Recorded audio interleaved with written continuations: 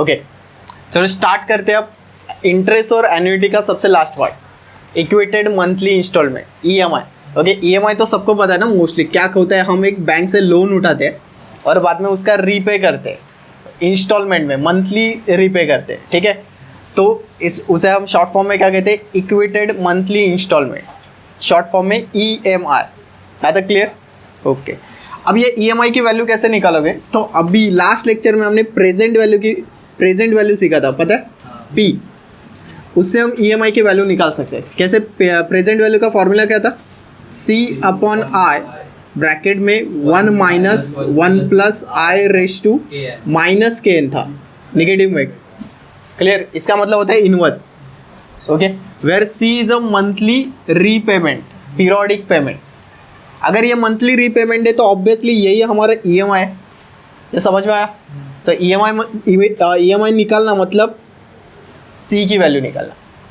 यहाँ तक क्लियर है? ओके तो सेम वे से सॉल्व करना है। देखो एक्चुअल में EMI जो होता है ना, EMI वो दो पार्ट में डिवाइडेड होता है। देखो मोस्टली समझो, अगर आपने बैंक से 10,000 का लोन लिया और मंथली आप 1,000 पेड करते, ओके तो ऐसा होगा कि आपने 10 महीने पेड किया, 10,000 कंप्लीट, ऐसा नहीं होता है। ओके बैंक क्या करेगी, कुछ इंटरेस्ट लेगी। तो आपको ऐसा नहीं करेगी, बैंक एक इंस्टॉलमेंट ज़्यादा लेगी, मतलब 10,000 है तो 11,000, मतलब एक इंस्टॉलमेंट ज़्यादा। वो क्या करेगी, हर मंथ में आपको 1,100 रुपये पेड करने को बोलेगी 1,000 के बदले। क्लियर? ऐसे आपने 10 महीने पेड किए तो ऑब्वियसली अपने आप वो 11,000 होते हैं, 11,000 होगा। तो बैंक ने 10,000 के बदले में आपसे कितना अमाउंट लिया, 11,000, 1,000 इंटरेस्ट लिया अपने आप 10 मंथ में। सेम अगर आप 1,000 पेड करते 10 मंथ के लिए तो आपसे कितना अमाउंट चार्ज होता, 10,000। ये बेसिकली आपको सब पता चल रहा है। तो ये जो है ना, ये EMI है।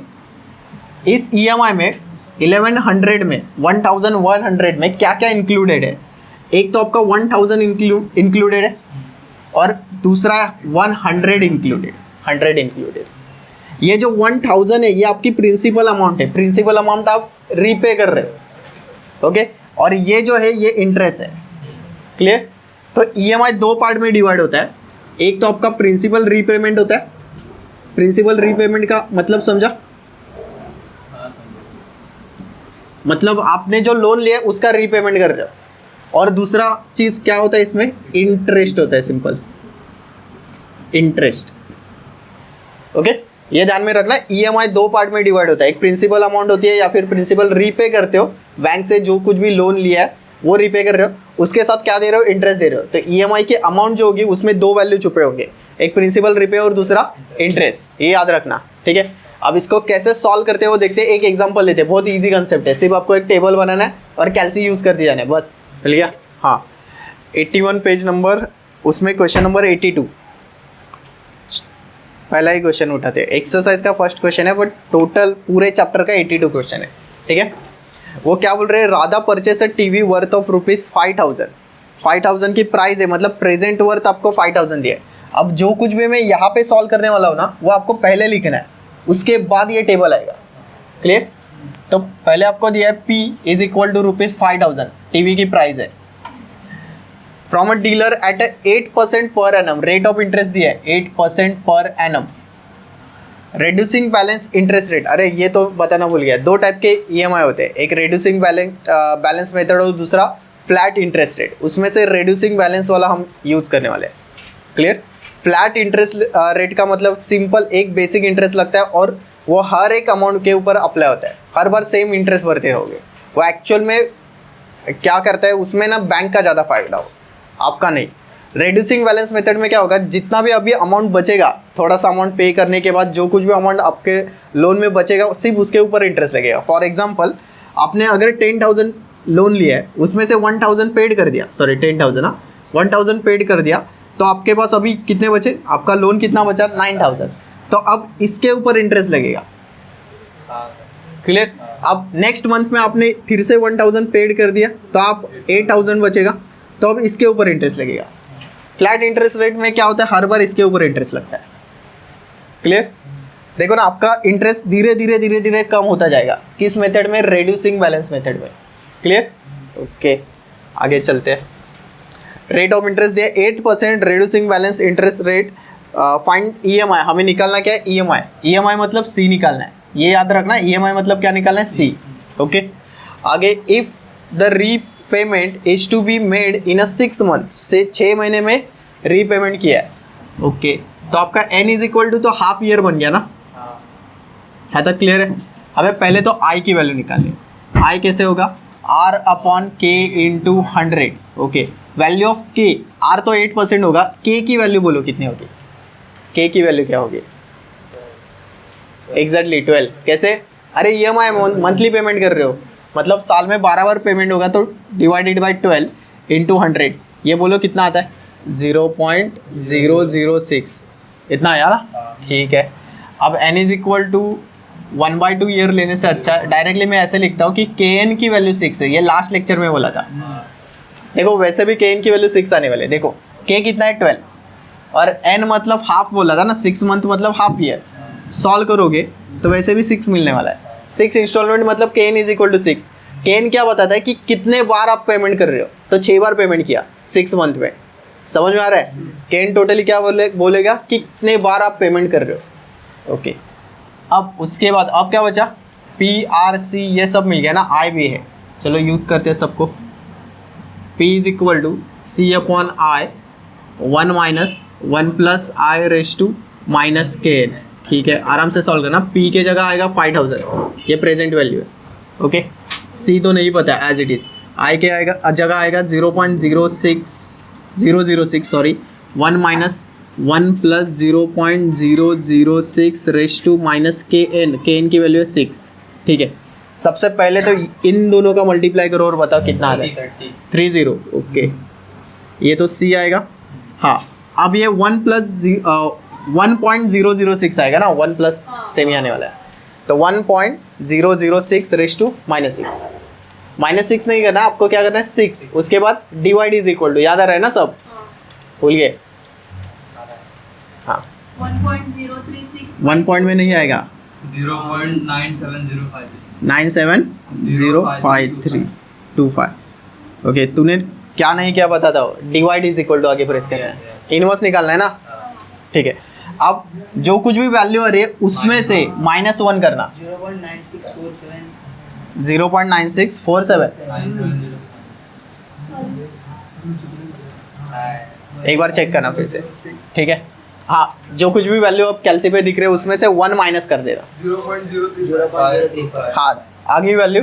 ओके, अब क्या करना है, ये जो वैल्यू है इसको डिवाइड करने वाले है बराबर, तो डिवाइड करने के लिए फिर से 30 प्रेस करो, बाद में वो वैल्यू टाइप करो, इससे अच्छा मैंने क्या बोला था, divide is equal to press करो। आया आंसर, उसको कितने से मल्टीप्लाई करोगे 30 से, तो C इज इक्वल टू 850.92 ना। अब अप्रोक्सीमेट वैल्यू लेते हैं, C इज इक्वल टू 851 लेते हैं, यहाँ तक जा रहा है ना अप्रोक्स, ठीक है। तो आपको EMI मिल गया, हाँ 850 या 851 भी लिख सकते हो, ज़्यादा क्लियर है, ठीक है। अब ये टेबल लिखना है आपको, टेबल में क्या आएगा, मंथ, कितने मंथ पे पेमेंट कर रहे हो, अब यहाँ पे 6 मंथ पे पेमेंट आ रहे हैं, तो 6 मंथ सेपरेटली निकालो, 1 2 3 4 5 6, ओके।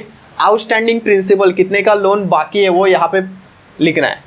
अभी स्टार्टिंग में तो लोन 5000 का लिया होगा, तो 5000 ही बाकी होंगे, ठीक है, 5000 का लोन है, उसमें से मैंने EMI कितना पेड किया 851 रुपीज़, यहाँ तक क्लियर है। अब मैंने बोला था कि EMI में 2 पार्ट होते हैं, एक प्रिंसिपल रीपेमेंट और एक दूसरा इंटरेस्ट, क्लियर। अब इंटरेस्ट कैसे काउंट करोगे, ये जो वैल्यू है ना ये हर बार आप प्रिंसिपल आउटस्टैंडिंग से मल्टीप्लाई करोगे। इंटरेस्ट के लिए मैं यहाँ पे लिख देता हूँ P इंटू आई करना है बस, 0.006 और ये I कितना आएगा 30, क्लियर। और प्रिंसिपल रीपे मतलब 851 रुपीज़ जो है उसमें से 30 रुपीज़ तो इंटरेस्ट में गया, बचा हुआ अमाउंट आपका प्रिंसिपल रीपेमेंट है, मतलब 851 में से 821, वेरी गुड, समझा। मतलब एक्चुअल में मैंने इतना रीपेमेंट किया है, ये तो इंटरेस्ट है, ओके। अब कितना अमाउंट बचेगा वो कैसे निकालोगे, 5000 में से 821 माइनस कर देना,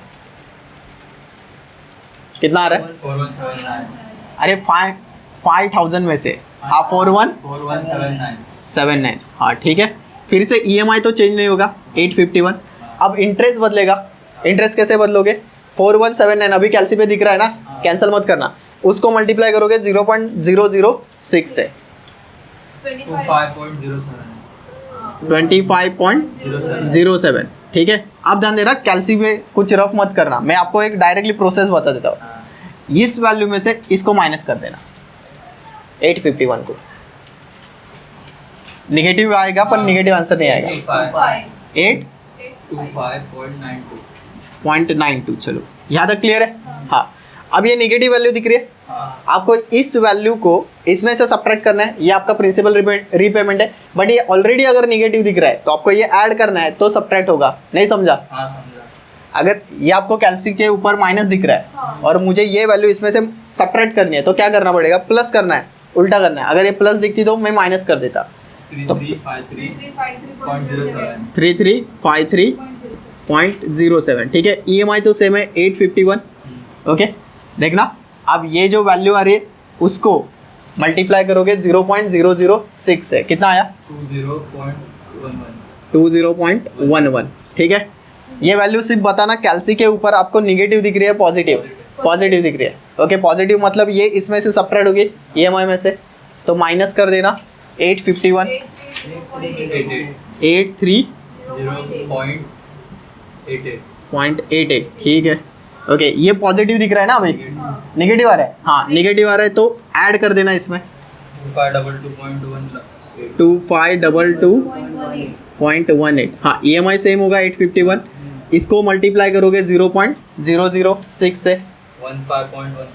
15.13। ये पॉजिटिव दिख रहा है निगेटिव?